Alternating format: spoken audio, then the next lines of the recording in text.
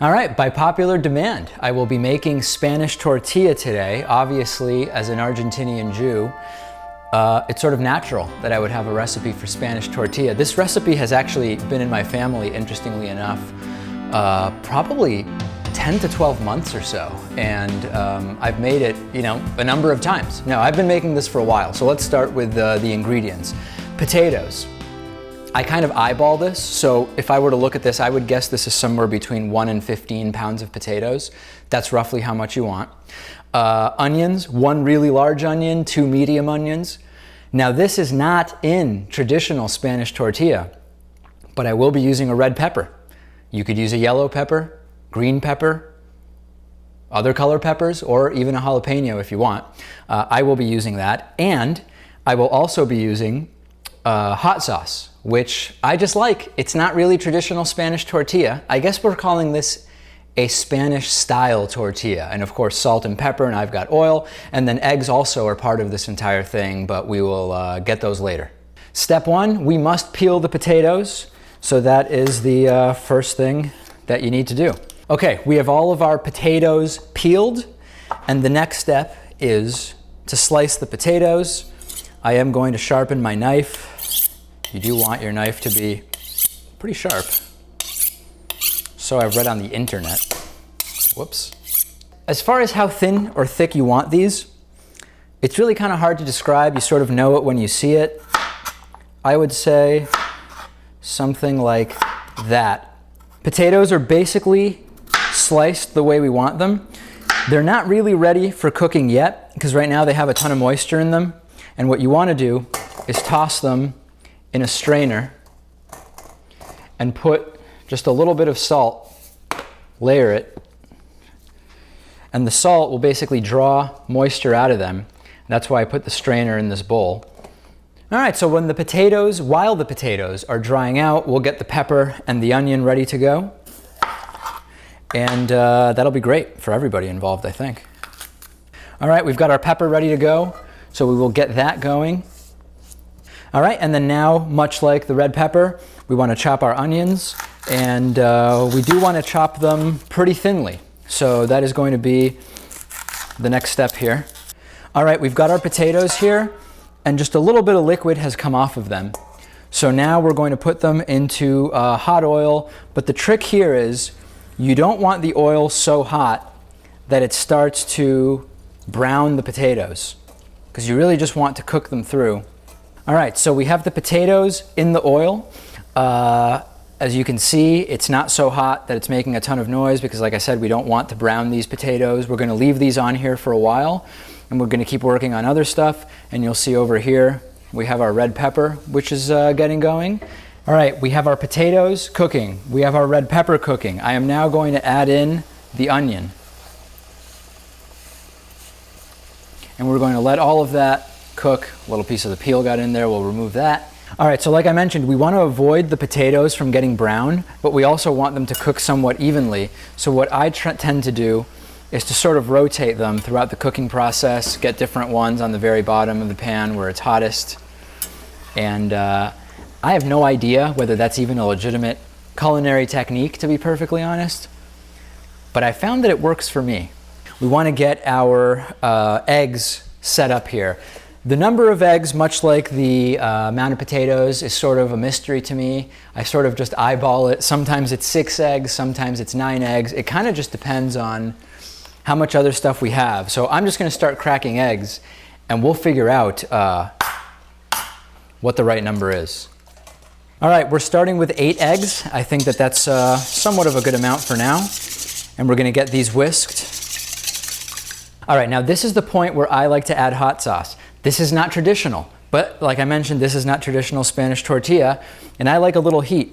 So I will just add an indiscriminate amount of hot sauce. I suggest anywhere between a spritz and a cup, depending on how spicy you like it. And I will whisk that into the eggs. Almost disappears, you can barely see it, but you'll be able to taste it, that's for sure. Okay, our red pepper and onion is about halfway cooked. So at this point, we're just going to add a little bit of salt. Don't really need to add too much salt. I seem to be adding none. Oh, there we go. There's a little bit of salt, and then pepper. I like adding quite a bit of pepper. Why not, right? Okay, so now we're going to prepare the strainer again. When all of that stuff is done, we're going to want to drain it as much as possible, because after, when we mix the potatoes and the onions and the peppers with the egg and hot sauce mixture, we really don't want any extra water. So what I'm going to do is set up inside of a large bowl the strainer. I did get one potato here. Look at this. Wow. Wow. I'm getting browning, which is exactly what I want to avoid. But most of these are not brown. So I would consider that a huge success. Okay, the potatoes are almost done. The onions and pepper are done. So now I will take these, and like I said, we're going to want to strain these and get as much water out as possible. All right, let's see how our potatoes are doing. Yeah, those are pretty tender. Some of them are even starting to break apart.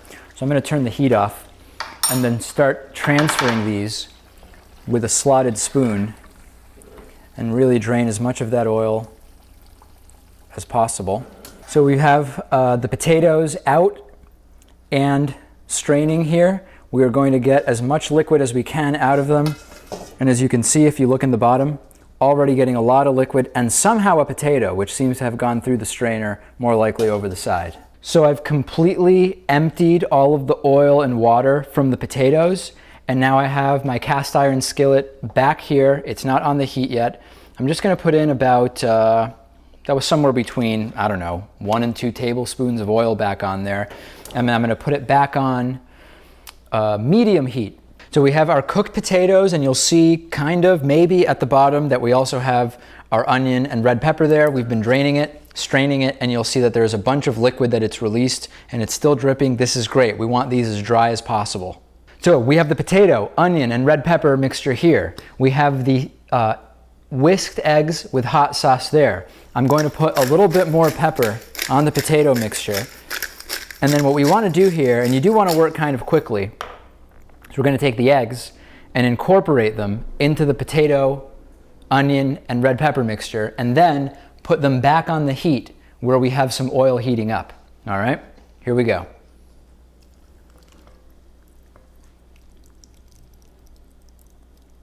Okay. And we will sort of get this all incorporated relatively evenly. And in we go.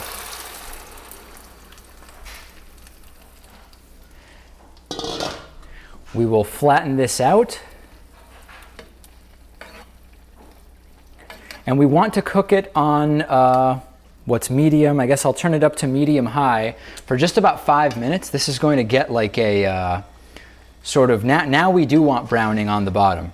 So cooking it on medium high will get the bottom to brown, and try to get it here as even as possible. Yeah, that seems pretty good. And then after 5 minutes, we're going to turn it down and cook it on low for, I have no idea how long. I basically just try to get a sense of when it's not yet burnt, but cooked, and then flip it. Okay, so you can sort of see that it's starting to cook around the edges. So now we're going to go from medium high down to medium low and allow the Spanish tortilla to continue cooking. Very, very exciting. Okay, the ideal situation would be if we had a cookie sheet and I would flip it into the cookie sheet right now. There's no cookie sheet. I have this pan and I don't really know what's going to happen, but I'm going to do my best to flip this thing. Wow. This does not feel stable. Ready? Should I just do it? Hold on, let's see. Wow, not bad. Not bad. We are going to, we have a Spanish tortilla, and now I need to probably use a couple of spatulas to get it back in to finish cooking the bottom. So we did have a problem flipping it, and it had to be dissected, cut in half, and reinserted into the pan sort of piecemeal. Now this, you certainly won't find this in any Spanish cooking book. Let me make that abundantly clear to start with. But we've sort of reconstituted the tortilla, and taste-wise, I'm expecting this to be around a 10. And looks-wise, I think once I can get an individual slice and put it on a plate, it could well be somewhere between 7 and 8. We've reconstituted the tortilla as best we could. You know, I mean, I think execution really was the problem. Not having a cookie sheet was definitely, you know, that was a factor here. But what I'm going to try to do is take a slice of the tortilla. Wow, yeah, this certainly is not the way I envisioned it, I'm not gonna lie. We will take the slice of tortilla and we will put it on a plate. And when we separate this from the sort of monstrosity that is the entire tortilla, you really have a pretty good looking tortilla. All right, and I will be sampling the tortilla now.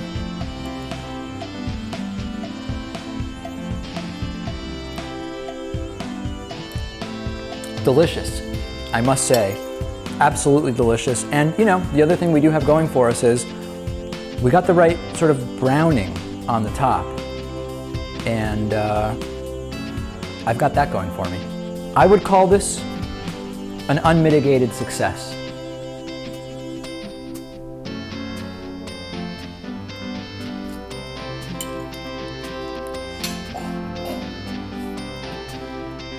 Just kidding. It's good. Real good.